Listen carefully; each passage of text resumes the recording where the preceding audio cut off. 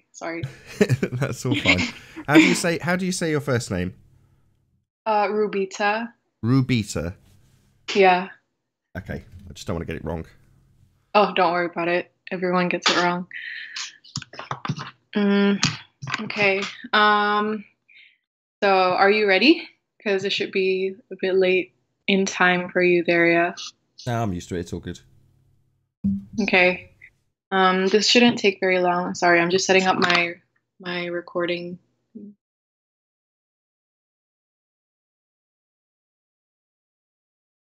Sorry.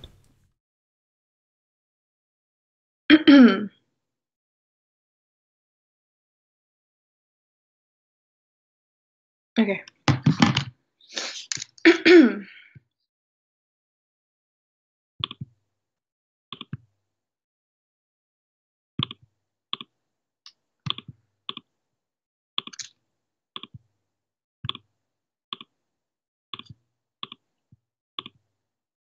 Okay, sorry about that. Hi. Hello. Okay. Um, are you ready? I'm ready when you are. Okay, cool. Before I begin, I wanted to say the purpose of this interview is to collect personal accounts and experiences of flat earthers, both on an individual and community level. I'm looking to do an objective analysis of the relationship of flat earth as a belief and group with various external aspects, many of which are unique to the modern world, like internet, social media, um, yeah. I thank you for your participation in this interview. And before I begin, I'd like to clarify the following. The interview should take approximately 1 hour to 1 hour and 30 minutes to complete. If it goes on for longer, which it shouldn't, I can reschedule it for another time that's best for you. The interview will be recorded and transcribed. All identities and personal details will be kept anonymous, and you can request specific information to be excluded if needed as well. Um, all questions are entirely optional, and you are not obliged to answer them. And finally, if I say something, if my question sounds insensitive or you don't like how it sounds in any way, you can let me know, and that would be great. Oh, Okie dokie. hello. Are you still there? Yeah, yeah. I'm just listening. Yeah, Okay. that's all good. Cool. Yeah. Okay. We'll begin the interview. Where are you from or grew up in, and how did it shape who you are? I grew up in Birmingham, in England, and Oh, how did it shape who I was? It's a very multicultural part of the world. So I was in the minority as a white.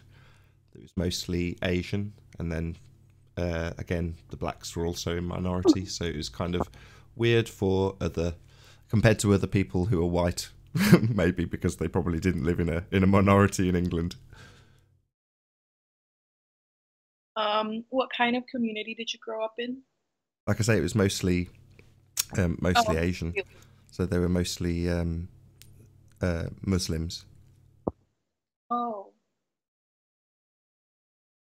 Would you say that, well, I mean, like the community that, it, a little bit detached? You've gone very quiet. Oh, would you say the community is, like close knit, like detached? Was it large or small? At Uh, least the one that you were involved in? Um, it's hard to say, really. I mean, it was a very big. Oh, I got a bit of feedback. Oh, Yeah, sorry, just feeding I back. think you It's cut out okay. for. I don't know. It's hard to quantify, really. I mean, they weren't. Although I grew up in a mostly Asian community in Birmingham, I wasn't necessarily a part of that community. I didn't go to a mosque, for example. Although I've been to plenty of temples, but the Sikh community were also in the minority, so my friends were typically Sikh as opposed to Muslim. So it's a bit convoluted. It's probably not the most interesting part of my backstory, if I'm honest. Yeah. Oh, yeah, no, it's all good. Um, how was your experience growing up with your parents? Would you say they were religiously and or politically inclined or not? Not especially. Parts of my family as a whole are religious, but my parents weren't.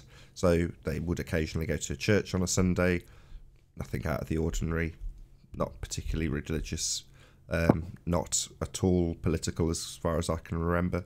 I come from a happy home, mother and father and brother and sister. What was your first experience with the flat Earth theory? How did you hear about it, and how did you get involved? So I heard about it from a chap called Math Powerland, and I watched one of his videos and was kind of the word dumbstruck when I heard him say the words flat earth without them being in ridicule. So most of the time you'll hear those terms, those two words put together, and it'll be in a condescending or a way to ridicule the person that's talking about them or talking about the subject. Whereas Matt Powerland didn't. He was talking about it in a positive way, and pretty much instantaneously I got what he was talking about and went and woke my wife up and went, the Earth's flat. The reason I got it pretty much straight away was because I was an international rep for a number of years, so I flew all over the world, and I'd experienced it. I'd seen the flat plane, so it didn't take much for me to say, yeah, that makes total sense. Was these like a bunch of videos that you came across online, or do you know the guy? Yeah, I did the same as everybody. I watched quite a few videos at the start, but pretty much almost straight away I got into actually making them within, I don't know, a month or two, maybe a bit longer. Did you have any, what did you think of the world before you found out about the flat Earth theory? You said you did say that you did see a plane. Did you already have thoughts about it for a long time, or did it come up fairly recently? Well, the way it crossed my mind prior to hearing Math Powerland talking about it was kind of, um, I'll just give my story that I give my standard story. So when I was traveling around the world as a rep, I'd be on the plane watching lots of other people who would be staring at the back of their headrests watching a very recent movie, whereas I would be at the back of the plane near where they make the food and drinks and such like, because the emergency exit window had a wider angle. In other words, you could look at it and you could move your head back and forth and get a wider angle of view, whereas if you're in your seat you can't get a very wide angle. So that's where I'd be staring out. But what would be going through my mind is, I wish I could get higher, because then I could see the curve, knowing full well, well, knowing pretty well the standard rhetoric of heliocentric belief, which is to say that it is impossible to see a curve at cruising altitude. That is a fact. You know, that's the standard narrative. It's not high enough to see the curvature. So that was how it went through my mind at the time. I want to go higher so I can see curve. But if you think about if you flip that on its head, what I'm actually doing is thinking, my God, it looks really flat. Although I didn't think of it in those terms at the time because I had no idea of the concepts of flat Earth. Well, at that time, you have never even heard of it. No, I'd never even heard of it at the time when I was travelling around as a rep. The thought hadn't even crossed my mind. How old are you, or how long ago? Let's say again, you've gone very quiet. Oh, I'm sorry. Um, how old are you? And sorry, how old are you, and how long ago was it when you first came across flat Earth? So I came across flat Earth in August, I think it was, 2015. Maybe a bit earlier, I can't know the exact date, but around that time, summer 2015.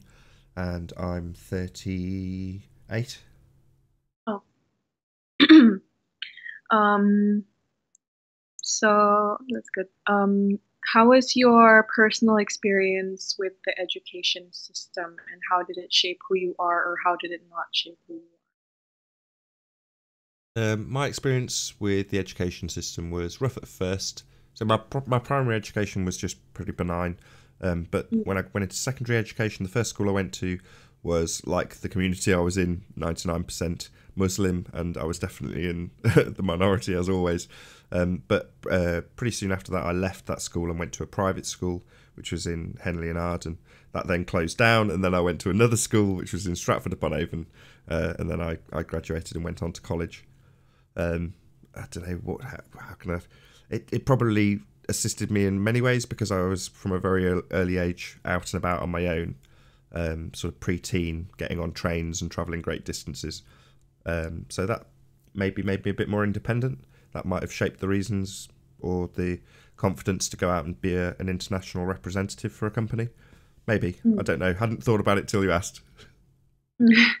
And also, yeah, I forgot to ask, following the previous question, I forgot to ask a little question. Did it take you a while to come to the conclusion that the Earth is flat, or was it fairly quickly, or did it take a lot of deliberation? No, it's pretty much instantaneously. Oh, So as soon as nice. I heard Math Powerland utter those words, it immediately clicked. All of the things I'd experienced prior to then immediately just gelled, and I knew instantly that that was the reality that my world was. Like I say, when I woke my wife up, it was in the middle of the night, and I shook her in bed, and I was like, "The Earth's flat," and she went, "Yeah, I'm asleep." Oh yeah. So, when you say that it confirmed your opinions, did it was it just you seeing the curve? What is it? The curvature? There was no curvature from the plane, Yeah, in or were essence, there other things that you absolutely. did? So, like I say, I'd spent so many thousands of hours in the air looking out at that view. Yeah. And most of the time it was over ocean, so it doesn't tell you a great deal. But there was a few particular journeys that I do remember quite distinctly across Europe where you were over land, and yeah, Hmm. what you saw, what I saw below was a flat plane. Even though at the time I was very much into the NASA rhetoric and looking at what the latest space flights were and what satellites were going up there. I was interested in all that stuff, hence me understanding implicitly that you can't see curve from cruising altitude.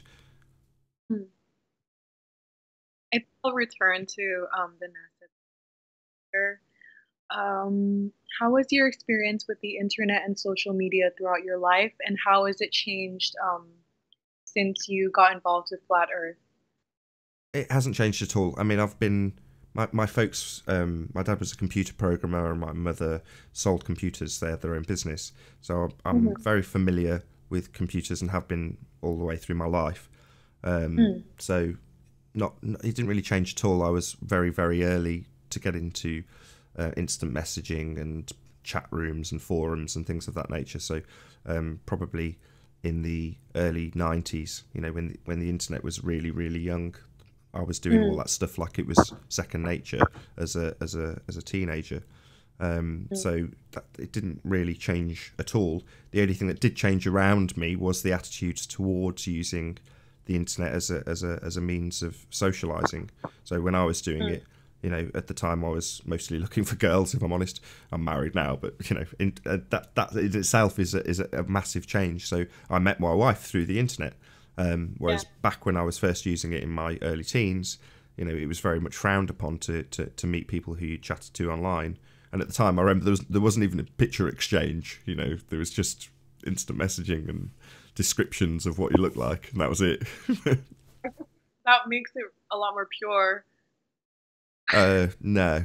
I don't People lie. know. I remember meeting several girls that described themselves as absolutely beautiful that weren't. Anyway, that aside. Yeah, besides the point. Oh, so you would you say you're an avid user of social media? Do you use it a lot to socialize, in general? Not anymore. I mean, I did back then. I Now know. I don't. I use Facebook primarily just to promote my videos. That's all I do. I click the share button and promote it on Facebook, and it goes out to, I don't know, a couple of thousand people that I don't know. Oh, oh, so it's you don't communicate with other flat earthers on social No, media not as of really. now. I mean, I use Skype, but Skype like this it's different. It's not really. I wouldn't call this social networking particularly. Yeah, It's more like a phone call. yeah, it is for sure like very appointment. Yeah. Um, sorry. Oh wait, did you say you don't communicate? Yeah, I think you cut off a bit earlier. I'm a bit worried if it did cut off. So typically now, no, I don't really use social media a great deal other than to promote my material that I do on YouTube. Okay, okay. Sorry about that. Thank you. Um, do you think it's been crucial in your flat Earth journey? Do you think it's been crucial for both the flat Earth as a community and for your encounter with it? Social media? Yeah, social media and internet. Do you think you would have come across flat Earth if it wasn't for the internet or No, social media? absolutely not. It's Mm. absolutely essential. Yeah, critical. Without Okay. the internet, no, absolutely nothing would have happened. Mm. Okay. What are your thoughts and opinions on mass media? And by that, I mean specifically widely propagated mainstream news, conventional science, and yeah, conventional authority figures. And how has your perception of mass media changed from before to after you came across Flat Earth? It hasn't really. I gave up on media in my early teens, and I've never really gone back to it. So when I was in college, I stopped my TV subscription, TV Mm. license here in the UK. Stopped watching TV. I've never read the newspapers. None of it really interests me. I always saw it as nonsense. So that hasn't changed in the slightest. I still don't watch TV. There has been, don't get me wrong, there's been bursts of time when I've had a TV subscription for a short period of time, and then normally I get rid of it very Mm. shortly after. And now is one of those times. So I don't have a TV. I'm not connected to any broadcasting in that respect. Yes, I watch YouTube, so I do get snippets of things. But no, I don't really know. I'm not at all Mr. Current Affairs when it comes to the propaganda. I don't keep up with it.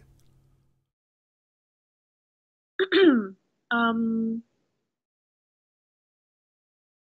I mean,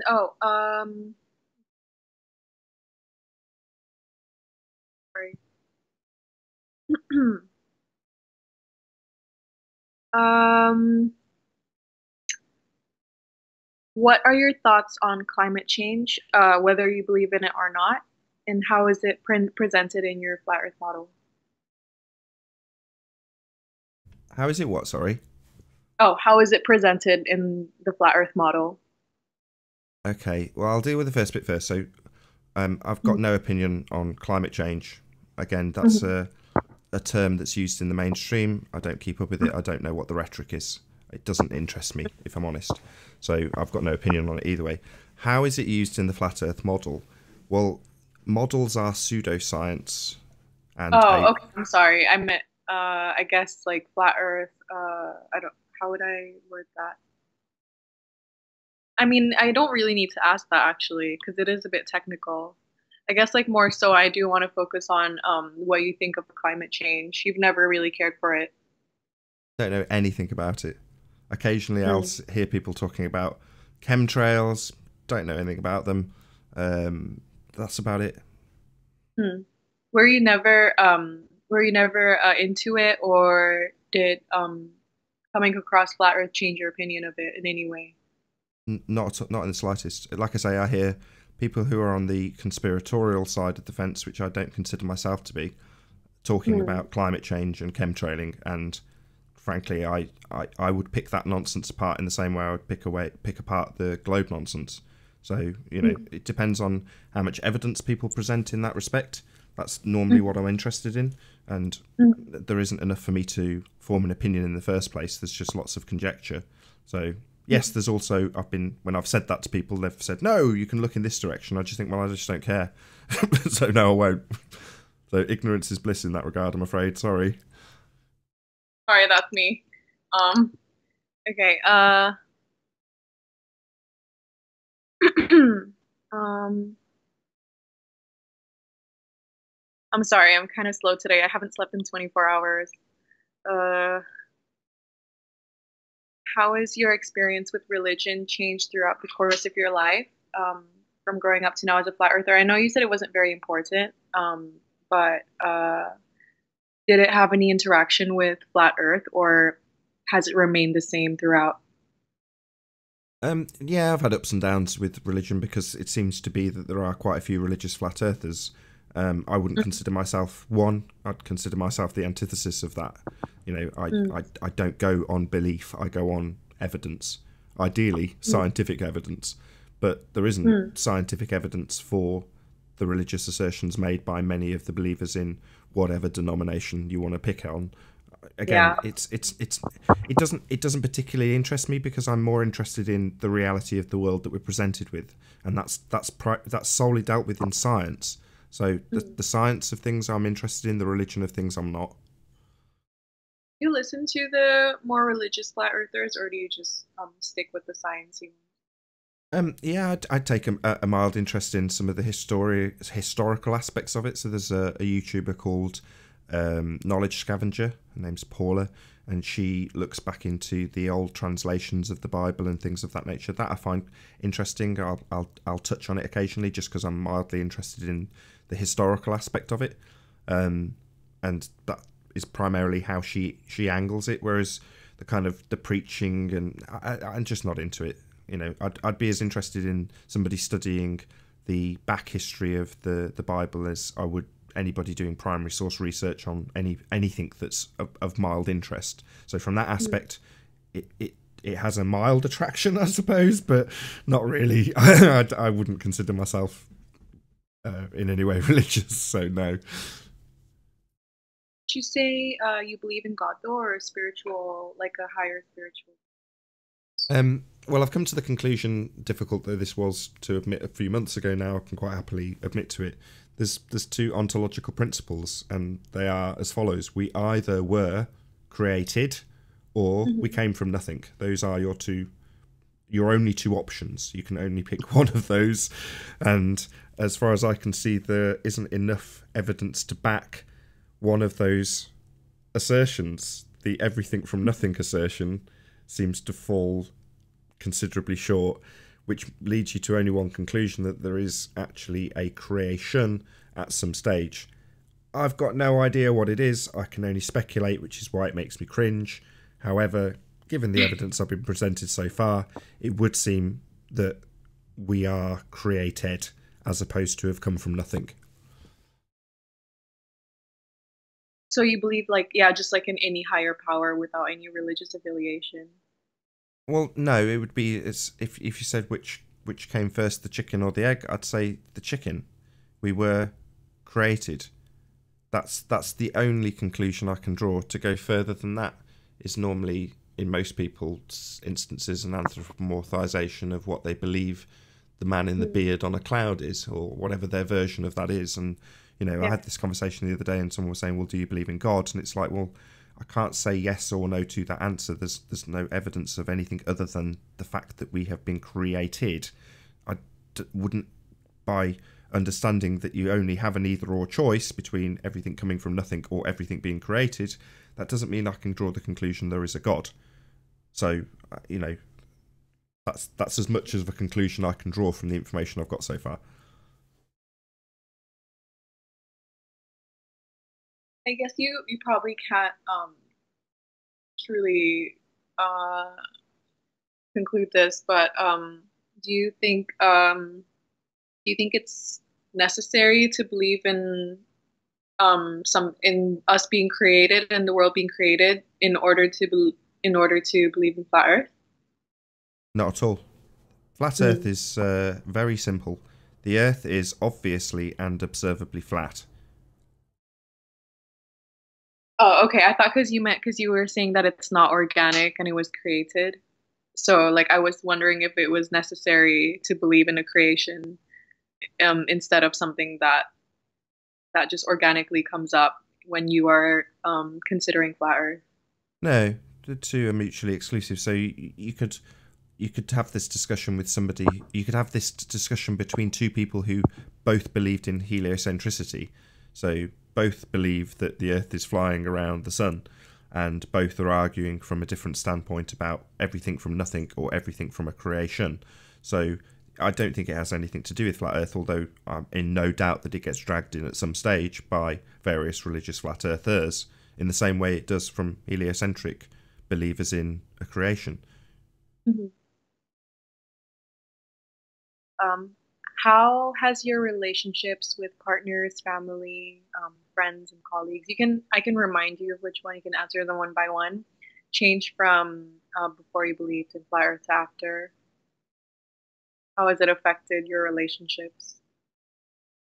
You can. It hasn't really. I mean, I've got a very close family in terms of my immediate family and my wife and my child and parents and brothers and sisters, etc., etc.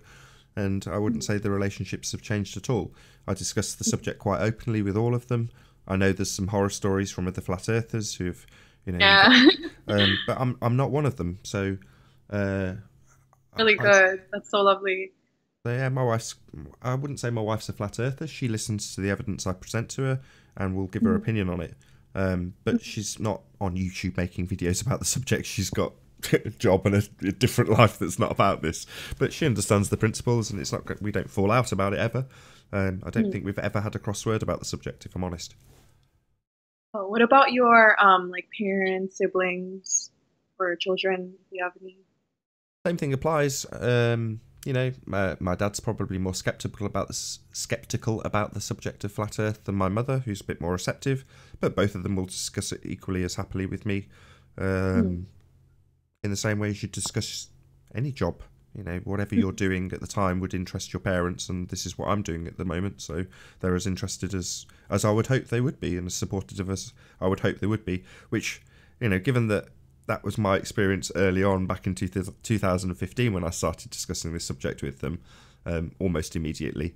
I didn't ever envisage that there would be the horror stories that I've heard since. But yeah, I have heard some horrible stories about people falling out with their wives, and you just think, wow, okay, the Earth's just flat. What's the big deal? Nothing. You know, you look out your window, nothing changes. Feel like it's almost as if maybe it's a good thing that if that happens anyway, because it's almost like a filter for people who are probably not genuine. I don't know. Yeah, maybe there's ultimately something not quite right in people's relationships if they can't cope with a They paradigm can't cope with that. change about the very world they live in, or maybe I'm being naive there again. Maybe, you know, the Wait, paradigm have shift is so you big. been again? Oh, I'm sorry. Wait, what were you saying? I'd just say maybe the paradigm shift is so big that, you know, it does cause people to get messed up and cause rows and fallouts, but certainly not in my experience with my family. Oh yeah, because I've also heard in a lot of other instances where people, where flat earthers would say that they cannot date anyone who's not a flat earther. So like it works both ways. Yeah, I've heard that before. Certainly, Patricia Steer, a friend of mine, has explained exactly that a few times. That in her Hmm. experience, when she's sort of gone out on dates with people that aren't flat earthers, you bring up the subject and it gets awkward. So it's easier if somebody's just on the same wavelength as you.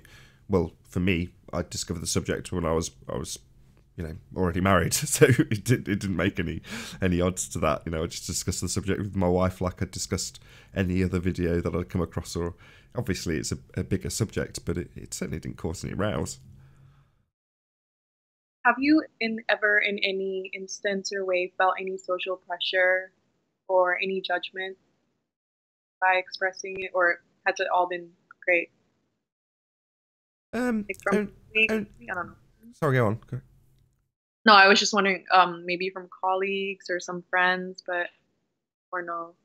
A little bit at work. I mean, one guy was a little bit off with me. That's about it. You know, just Yeah, that's fine. think that I'd really harp on about indefinitely. Just one guy that took a slight aversion to it and made me aware of it vocally, but no big deal. Other than that, I can't really think of any other instance. Hmm. No, not really. Hmm. I'd love to have some more dramatic stories in that regard, but I haven't, I'm afraid. I feel like yeah, are there lots of flat earthers in UK or around you? Not that I know of. I mean, all of my associations with flat earthers have been with other YouTube flat earthers.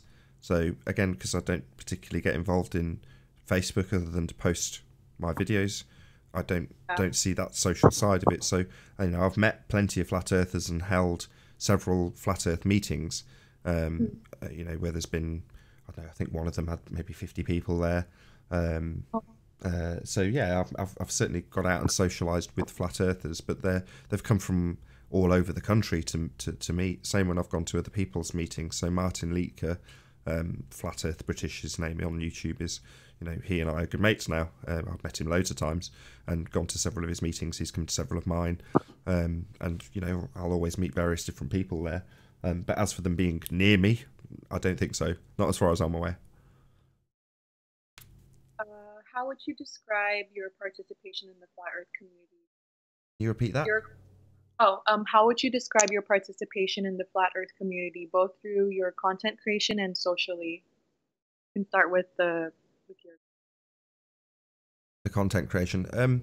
Well, I immediately recognised that it was a good subject because you'd never run out of things to talk about. So, as far as I was concerned, everything's then up for grabs if you realise the gravity of the situation. And I use the word deliberately, because you've been subject to such a massive lie.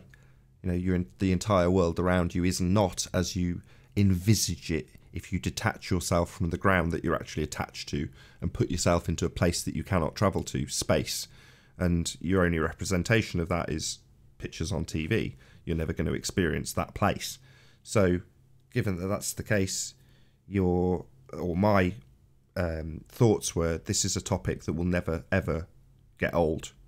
You know, it's not, in my opinion, going to suddenly change that everyone will realise the awfulness of the truth that they've been lied to overnight. That's not going to happen. So based on that, there's always going to be somebody that's going to come to my show as it is now and want to argue the toss about their religious belief in a ball. So I'm more than happy to challenge them on it and ask them for their scientific evidence of their religious belief in heliocentricity, which is all they have, a religious belief. Wonderful for me as a content producer. In terms of the social aspects, like I say, I've held several meetups. The first back in 2015 was literally me, Martin, and one random guy, along with my pregnant wife, who wasn't a flat earther at the time, still isn't now. Or as far as I know, I occasionally ask her the question.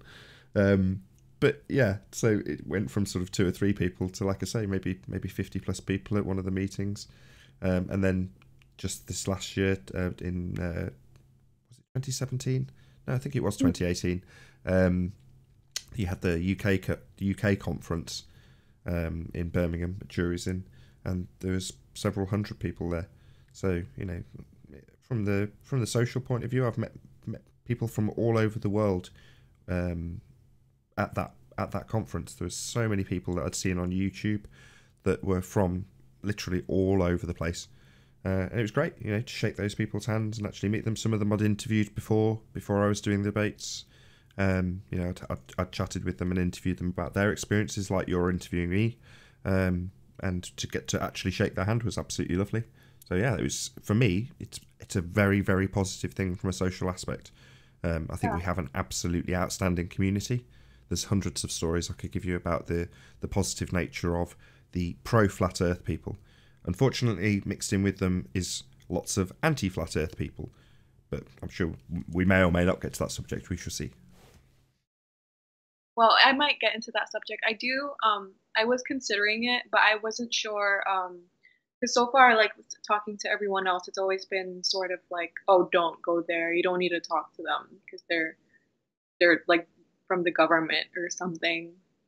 So I've never been sure whether it's even necessary or it might um like shift the focus and make it a bit confusing if I put them in my research. Though I am interested because I've never seen, I don't know, I've never seen so many trolls in in a movement or in, yeah, just so against something before.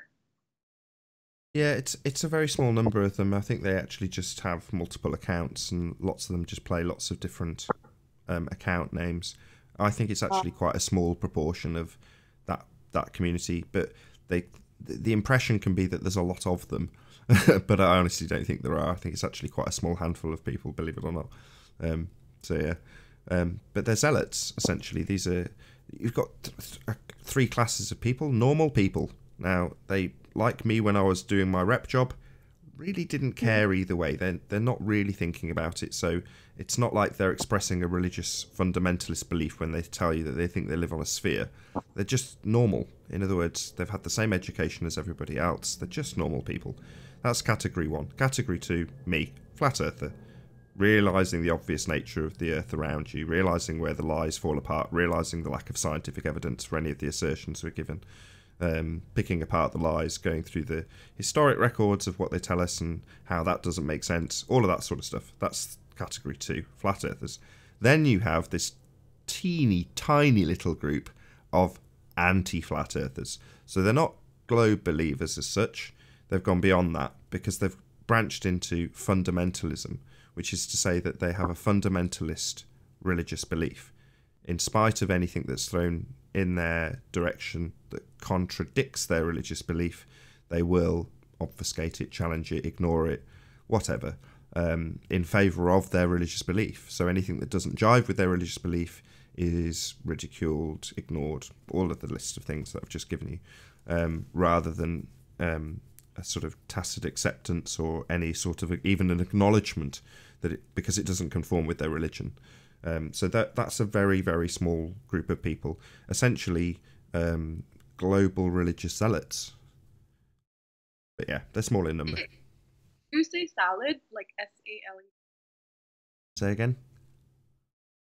Say religious salads? Zealots. Wow, okay.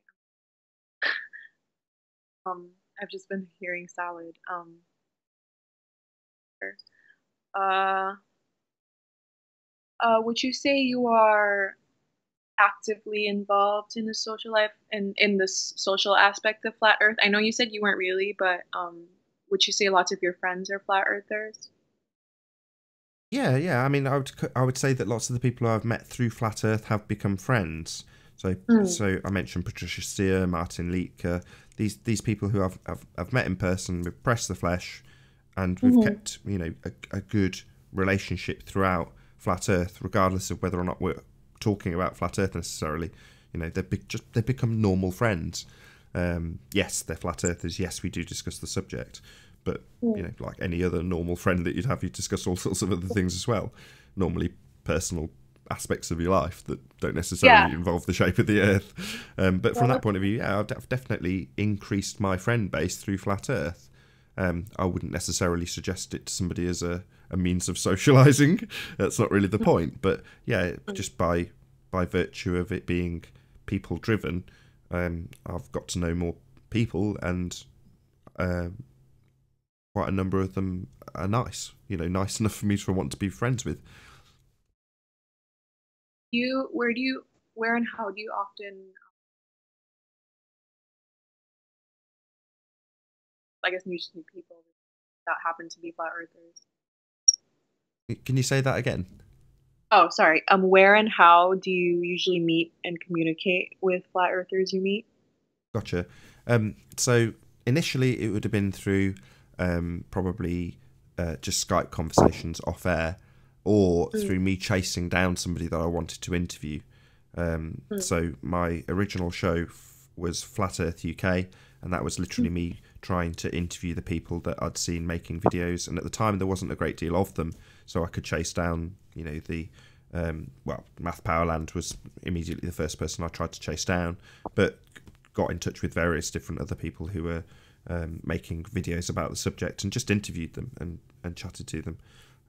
So that was initially how I was communicating with them, literally through the Hangouts that I was doing. That would be sometimes the first interaction, other than an email or two or whatever, however means I got in touch with them. Then as time progressed, I would add people on Skype. So I'm quite fussy about Skype. I know lots of people just add any old person, but I treat it like my phone directory. So I don't just add people unless, like with this, Mark Sargent recommended you. So I'm like, yeah, fine, no problem. Whereas I don't tend to add people, but that would be how I'd communicate. Now I get to meet all sorts of new people because I've got a public link and a public show that anybody can join. Any random stranger can join the show, and that happens frequently. So I get to meet all sorts of crazy people on a daily basis. It's very good fun. Wait, so like when you have like the strangers come in, is it when you do I'm sorry, I'm not very familiar with like video sharing. Is it when you do those like streams where they comment live and then that's where you talk to them? Or do they reach out to you afterwards?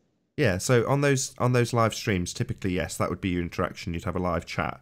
That's not what I'm talking about. So uniquely, what I do is publish the link to join the show. So the live show starts, and as soon as it does, I say you can join this live show. So as if you've got a YouTube account, so presumably if you're signed into YouTube with a name, you have the ability to join the show there and then and challenge anything that's being said. So as a consequence, we get really crazy people who come by all the time. You know, there's always a random stranger that's joining the show, disagreeing with us or asserting their religious belief, as it will be highlighted to them. Wait, who's we? Is that just you and the panel in general? So the show will start off, and before the show even starts, I'll share the link out on Skype before the show goes live, and various different people in my Skype contacts list will join the show before I've even gone live. So when I go live, I've normally got at least one guest who's on the panel with me, and I'll start the show, and then people will join who are the randoms from the live chat. They can literally click on the link in the info box and join the panel. So the show's called Flat Earth Debate, and that's precisely what you get. People coming in who want to debate the shape of the Earth. Would you say your involvement with Flat Earth has changed over time? Very much so. So initially I was doing interviews, then I moved on to, as I am now, doing debates. Any future plans? One more time? I'm sorry? Just can you repeat it again? Oh, I'm sorry. Any future plans? Yeah, well, I picked the debates for longevity. So while I was doing the interviews, I wanted a slightly different, not subject, but a different way of doing it so that I could broadcast daily. So that's what I wanted. And just doing video logs I didn't think that would capture people's imagination, but I needed a means of being able to talk about the subject daily. And I thought a good way to do that would be to have debates, because like I say, it's not, unless tomorrow people will wake up to the reality of Flat Earth, I will still have a show tomorrow. You know what I mean? Oh yeah, I think it's good because it's like interactive. Yeah, exactly. And like I like that you pose a challenge, so like so it's not so much, so there's like some people coming in from here and there. Really nice. Okay. I could be wrong about this. You did talk about NASA earlier. I'm not sure what your thoughts are on whether space exists, because I didn't know this, but I've talked to, like, the people that I've talked to so far have just told me, oh, we don't believe that there is a space. I'm not sure if that's a flat Earth belief, or is that like an opinion within the flat Earth? Well, it's a second law of thermodynamics violation. So I'll give you the broad strokes. What that means is, in order to have gas pressure, you must have a container. So if you were to buy a can of compressed air from your local Home Depot, like a squirty can that you clean a computer or a keyboard with, you know, compressed air in a can. If you went into the Home Depot and said, can I have that compressed air without a container, they'd laugh at you, because if you had that pressurized gas without the container, it would disperse into the air, would it not? With me so far? Still there? Yes. So if you haven't got a container, you haven't got a gas pressure. Now, we live in a gas pressure. So right now, we're breathing gas pressure. Well, you can't have gas pressure without a container. And according to the heliocentric religion, you have a vacuum next to gas pressure, which defies the laws of entropy. It's an impossible medium. You cannot have gas pressure without a container. So one of the housekeeping questions is exactly that. How do you have gas pressure without a container? Now, given that it's asserted by people like NASA that they're travelling from the gas pressure we all know and love and breathe into the vacuum of space with no barrier in between, that immediately makes space, or outer space to be more precise, outer space a second law of thermodynamics violation. It cannot be real. The medium cannot possibly be real because of entropy. If space was a vacuum, the gas pressure we are living in now would disperse into the vacuum of space instantaneously. There you go. Space is a medium that cannot exist. So when people try to discuss space on the show, it ends very quickly Because if they say, oh, well, satellite pictures from space, all right, how do you have gas pressure without a container? That's the question.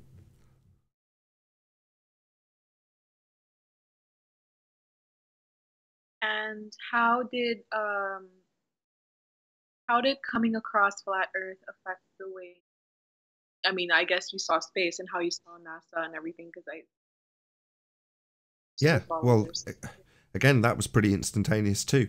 Oh, So you hear about flat Earth, and within, I don't know, it wasn't instantaneously as in moments, but within a few hours, I recognised all of the things that I had to kiss goodbye to. One of them being outer space. I mean, did it? Yeah. But before that, you had absolutely no doubts about. No, I had no reason to question it. So, like I said, I was a bit of a NASA fanboy. I was into their stuff. I was subscribed to science at NASA. I watched their rhetoric, and I always felt a bit empty after each of the presentations that you got off science at NASA. I was always hoping for something that would be a real image of something from space. You only ever got CGI and illustrations, and never anything real.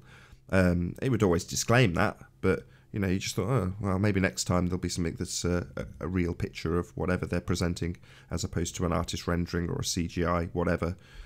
So other than the hollow feeling I got whenever I used to watch NASA, I had no real reason to disbelieve them.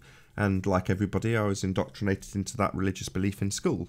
So, you don't know that you're indoctrinated. If you're indoctrinated, you've just been told that something is true, and you've just not done any research to the contrary. You've just been told that that's a fact, and if you're told that it's a fact by somebody who's in a position of authority, i.e. a teacher, and you're then tested on it and made to parrot it, you're going to parrot it, and you're not going to have any reason to disbelieve it.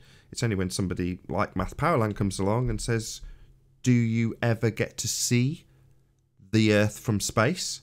And you go, no. I don't. Have you ever seen the picture of Earth? Yeah, I have seen the picture. Well, where have you seen that picture? On TV. That's where I've seen it. I'm not going up to space. You're not going up to space. Space can't exist. Space is a vacuum. Well, if that was real, none of us would be breathing. We wouldn't have a gas pressure. We wouldn't, the fact that we're breathing gas pressure instantaneously debunks outer space.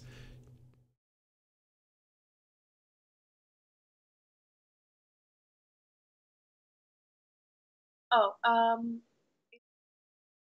that some people attributed the whole space thing with travel conspiracy and like the NASA conspiracy. What are your thoughts on that?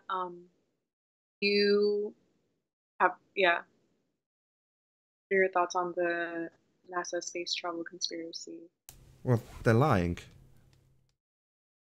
Yeah. Um, I guess like so after you found out about flat Earth, your trust for NASA just went out the window, and it's just like, oh, you lied. Yeah. Have Instantly. you? Hmm? Yeah, instantly. So as soon as you realise that you've been lied to about what the Earth actually is, you obviously start to question what they're presenting you with, and you reassess it all. Well, I did the same as everybody else. I started with the moon landings and worked my way forward. Now, I'm not a anomaly hunter. Like I say, if somebody comes onto the debate and asserts that space is real, or anything that's associated with the vacuum of space, I can debunk it in less than a heartbeat. And if you want to argue with me, no problem. I'll bring up 20 citations of actual scientists saying, your theory better not disagree with the second law of thermodynamics, otherwise you're in bad shape. Because you can't. You can't argue with that. These are laws of nature, and the heliocentric religion defies the second law of thermodynamics. It's as simple as that. So any of the nonsense they show you from the high wires on the ISS or the crappy sets that they use for the moon landings, I mean, I studied performing arts. These tricks, when you look at them with a critical eye, which I wasn't when I was a fanboy, I didn't watch that stuff. I was watching literally science at NASA.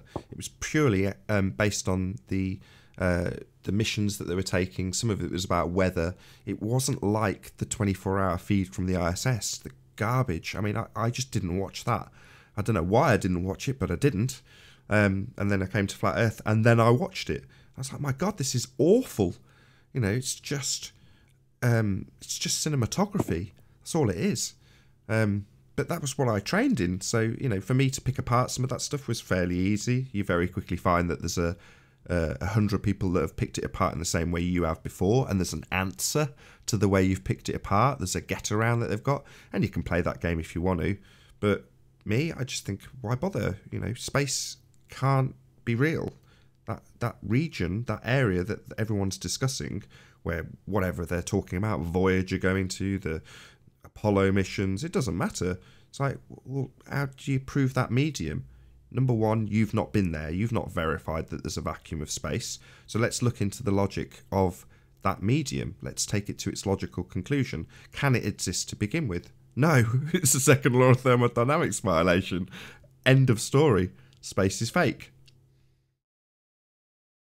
Um, who do you think benefits from this conspiracy? Do you think it's a power that's maintaining this, keeping a secret, or do you think it's something else? I don't know. I can't speak to motivation. Okay. That's purely speculation on my part if I did. So what I can do is I can take the rhetoric apart. So I can pick apart their claims of scientific backing. So if you ask anybody about what they've got to prove their religion, i.e. the globe, they will say, science backs me. And as soon as they do, I can start to ask them for what their science is. In terms of the motivation behind either the people on my panel who claim they live on a sphere with disingenuous arguments or fallacious logic, or the people who have perpetrated the deception in the first place, be that in the last 100 years or the last 2,000 years, I have absolutely no idea. And anybody who tells you that they do, they're lying. I can't speak to people's motivations in terms of why this lie exists. I just know it does, and I can pick apart the fallacious reasoning behind the lie, depending on what that assertion is, or the belief-based structure that has been taught to people in the first instance. I can pick all that apart. No, I think I probably more than anything, I want to know your opinion on this whole. Wait, I'm sorry. I just want to know how you perceive like everything to do with space now. You know, when you see the news and when you see space, it's just lies, right? Sorry, Yeah. In essence, I mean, I don't watch the news, so I don't get subject to the propaganda for those reasons. You know, once you figure out that most of what they say on the news is just propaganda, you lose all interest. I did that a long time ago, so I don't see any of the space propaganda. So it doesn't really tie me up in knots. Tends to be the case that people who watch a lot of TV get very het up about the latest space lie. Me, I just see it as laughable. You know, yes, it comes onto the show, people will present this garbage. Look, there's a Tesla in space. And, you know, that one I thought was quite amusing because it's so ludicrous. And even people who still believe in a ball, you can show them that footage and not say a word and they think that it's a joke. And then you tell them, no, this is actually the rhetoric. This is what they're saying is actually out there. This car, that's they're not pretending. That's supposed to be real. And most people don't believe you when you try and push the mainstream narrative on them about that. You know, they literally won't accept it until they go away and read it on Google, and then suddenly they change their tune, even though that the evidence of their own eyes tells them it's total nonsense, complete CGI fakery. That's their initial reaction. But when they discover that it's actually the mainstream narrative, they'll believe it. You know, that just cracks me up. But do I believe it? No, it's nonsense. You know, the ISS is just high wire. You know, if you've seen the movie Gravity, just watch any making of Gravity and you'll see how they do the ISS. That's how they do it. But NASA are on the cutting edge of cinematography. If anybody talks about this subject and they want to know how NASA fakes stuff, I recommend a particular YouTuber. I just say go and watch Dilly Gill. He's picked apart how they have done the stages of getting to real-time processing of the CGI images that you're presented with, how they mapped all of the free-fall manoeuvres so that they could get people's necklaces dangling around and bubbles of water in free fall. Well, they've mapped all of that, and then they've just programmed it into real-time CGI rendering, and you can watch the progression of the cinematography that NASA is. So yeah, NASA are on the cutting edge of cinematography, not space travel. That's just ludicrous. Uh, how would you say your political, or I mean, you could not have a political identity. I'm not political. Like I say, I don't watch the news. Um, my baby daughter found out who the latest prime minister was before I did when my dad told her. I literally, I'm not Mr. Current Affairs. I have no idea about politics. No, I don't care. So you don't vote, yeah. Nope, never voted. Wait, why? Why? What are your thoughts on the government? Why don't you? Why? Well, government is they're there to govern you, right? Well, Yeah. if you pay a lot of attention to what they're telling you, then you might concern yourself with it. My view is I have absolutely no control over it. I'm not interested. Um, the the choice of red or blue for me, it makes no difference. The outcome, it really doesn't. It doesn't. It never has um, been in my consideration that I have any control or influence over politics. The only way I may express some is through what I do now. That may, in time, 10 years from now, maybe that will affect politics. I don't know. Did you always feel this way, or did something particular happen that made you like not really care about politics anymore, or have you No, never never cared. truly? Hmm. Like I say, when I was much younger, I figured out that nothing on the news was real. That it was all nonsense. That I figured out at a very very early age, and then lost all interest in news. Um, has your understanding? Oh wait, I guess I have. Oh wait, let me just go back to that actually. Um, After you got into flat Earth, did you get into other? I guess did you get into other conspiracy theories? Maybe things that relate to flat Earth. I've heard things that could relate to like HARP or like weather. Have you gone into other conspiracy theories after you got into flat Earth? I'm going to say no. I've certainly interviewed loads of people who are conspiracy theorists because typically that's the people that come across this subject, Yeah. conspiracy theorists. I would not consider myself a conspiracy theorist. So the questions that I'm asking when people come onto the panel on the debate is what is your scientific evidence for your spinning ball religion? And then whatever they present gets taken to pieces, ripped to shreds. Um, so the assertions for the ball can be disproven very easily. They are religious assertions, and that's what I pick apart. Um, okay, I think this is my last question. You don't have to answer this if you don't have an answer to it. Has your understanding of flat Earth changed any other beliefs, opinions, or perceptions? Anything that you encounter in your daily life, or, you know, has it affected anything else, any other aspect? Um, yes, it's led me to research things that most people would take without any consideration. So as a Mhm. reasonable example, I would say vaccines. So Mm, vaccines would be something that I probably would not have researched had it not mm, been for the discovery of a massive deception. I probably wouldn't have looked into them. I would have just, like with everything else or anybody else, just trusted the person in authority. Since Flat Earth, I've decided that that's not the best practice. Researching everything is a much better way of going about things. And off the back of my research into vaccines, there is absolutely no way on earth my children will ever get a vaccine. same. Um, okay, did you come across um, any other like truths? Um, I can think off the top of my head. Mhm. Yeah, anything. Oh, you can't think of anything off the top of your Nope, head? Is that what you said? no, that's probably about it. Okay, cool. What do you think of the future of flat Earth? Do you have any particular hopes or fears? of the trajectory of how it's moved? Well, it's I don't really see it in those terms. So I don't see That's how true. flat Yeah. Earth will pan out, because I see that as just the obvious nature of our reality. What I do Yeah. see is the demise of the current religion. So most people are blissfully unaware that they are even in a religious belief about their world that they think they live on.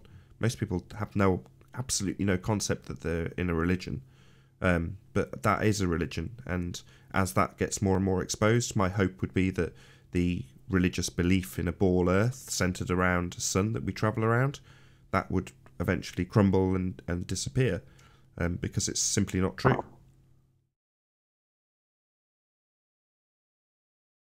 Okay, I think that's all. One more thing. Is there anything you haven't told me that you think is important or significant for me to know that you'd like to express? You can tell me anything that has to do with flat Earth that you think that I might have missed. You, if, Just reiterating what I've said already, there is no scientific evidence for a heliocentric world. The only thing you have is a reification fallacy, i.e., a model. That's it. The model is not the terrain. The model is not the world we live on. And the model doesn't match the reality we are presented with. If it's asserted that we live on a sphere, you've got to be able to see some aspect, some time of the Earth being a sphere. And we don't. There is no evidence at all of the Earth being a sphere. Only what we're told and shown on TV. oh yeah, I hope you don't mind. My friend asked me to ask you this question. She's always wanted to ask a flat earther this question, if that's okay. It's really That's what you about like. the, yeah. She was wondering if she was like, why is it that she can fly from the other side of the world in both directions? And let's say if I fly from Bali or something to here, I can go through the east. I can go east or I can go west. How does that work? And Um, it's still, in New York. well, depends on what your presuppositions of the ground that you're travelling upon. So you can travel in a circle. This is Hmm. sort of probably literally the most basic flat Earth question you could be asked. So Or, unless you presuppose that you're travelling around a sphere, you're just mhm. travelling in a circle.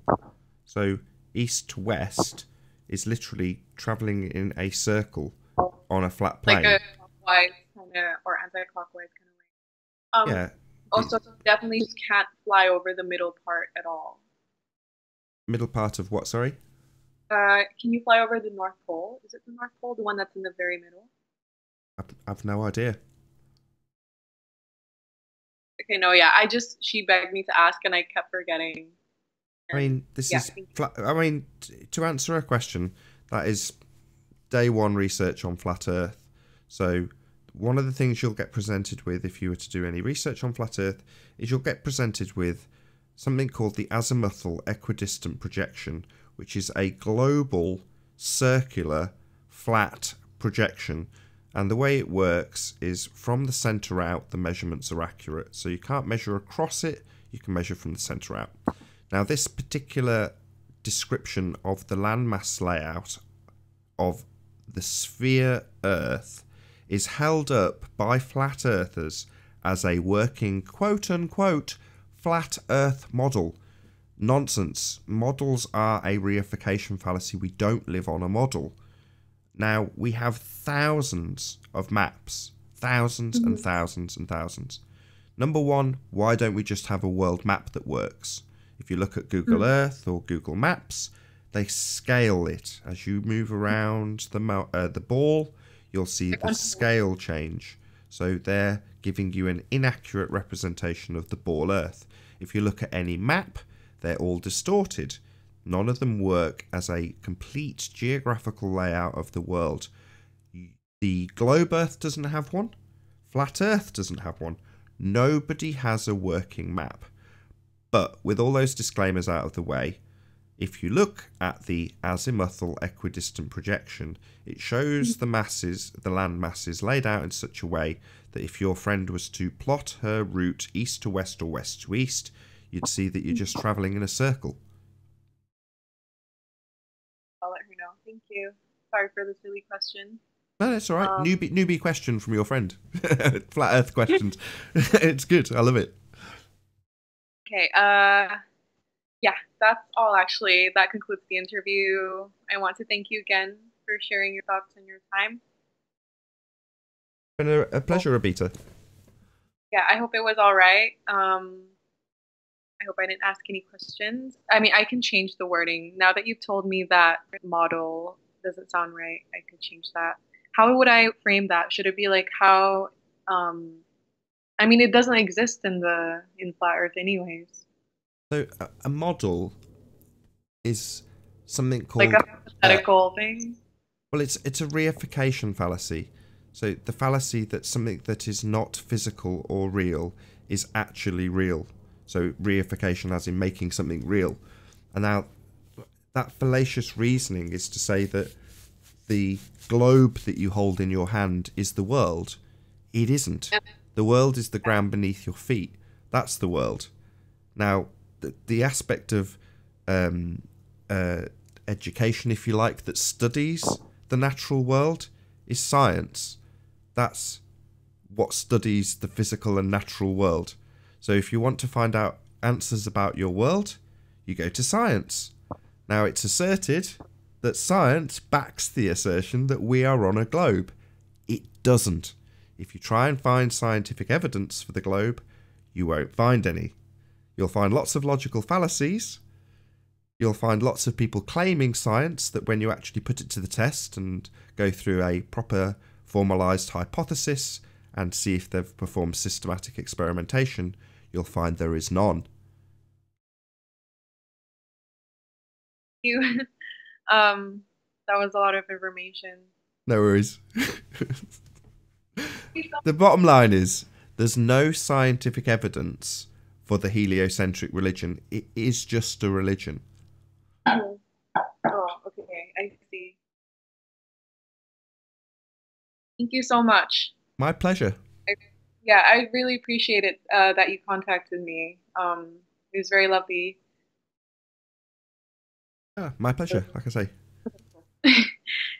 So yeah, it's done. Do you want me to, are you interested in reading the paper once I'm done? Yeah, I'd love to. That'd be great. Okay. Okay, cool. I can send it to you. I hope you don't have that many expectations. I'm just in uni. No, not at all. I'm happy to help. Okay. Thank you so much. Hope you have a nice night. You too. Thanks again. Okay. Night night. Good night. Bye Bye. bye.